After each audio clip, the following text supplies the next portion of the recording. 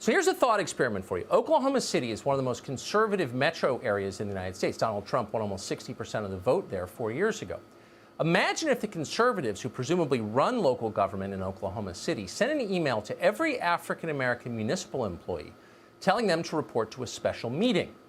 Imagine that when those employees arrived, again, black employees only, nobody else allowed, they were informed that the fact they were black was deeply offensive. In fact, it was a kind of crime.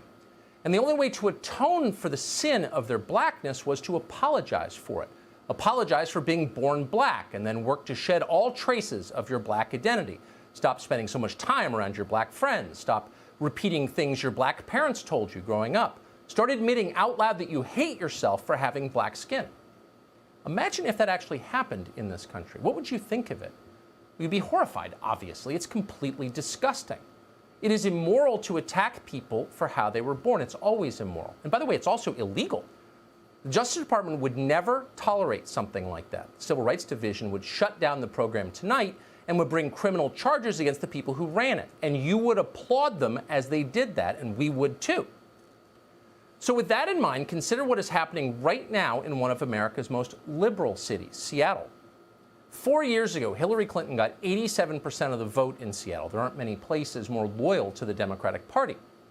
Recently, the city of Seattle summoned its white employees, and only its white employees, to a meeting and then informed them that their skin color is a crime. The city called this anti-racism training. Events like it are taking place all over the country right now, in schools, local governments, corporations, the military. The city of Seattle named its training session Interrupting Internalized Racial Superiority and Whiteness.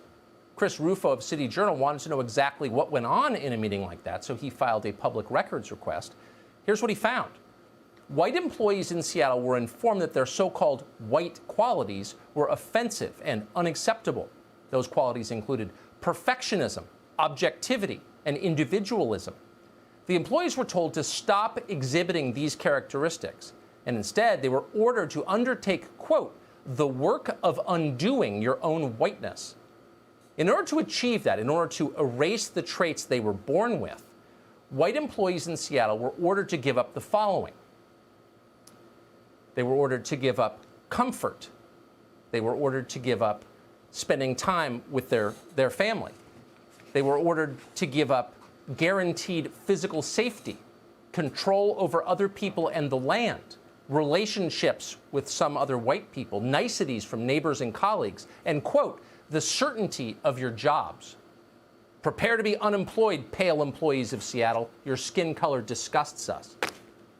All of that actually happened in Seattle. Check out Chris Rufo's new piece in City Journal if you want more details on it. But again, atrocities like this aren't just happening in Seattle, they're happening everywhere. Some will almost certainly happen in your kid's school this fall. No one will ask your permission before they do it. They'll just attack your children for how they were born. The people doing the attacking, by the way, would tell you with a straight face how opposed they are to gay conversion therapy because, of course, it's immoral to try to change people's intrinsic qualities. They wouldn't see the irony in that. More likely, they don't care about irony. This isn't about principles. It's about hate, humiliation, and power. It is about hurting people. It always is. Telling people they're inferior because of their skin color was wrong when it happened 60 years ago in Alabama. It is every bit as wrong when it happens today in Seattle, or at Yale, or Google headquarters, or at your kid's elementary school. Attacking people on the basis of their race is a sin. There is nothing worse for a country.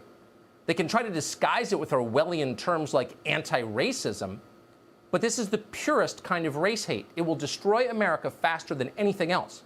Don't put up with it. Resist. Speak out. Fight back. This is totally wrong. Until you stand up, it will continue.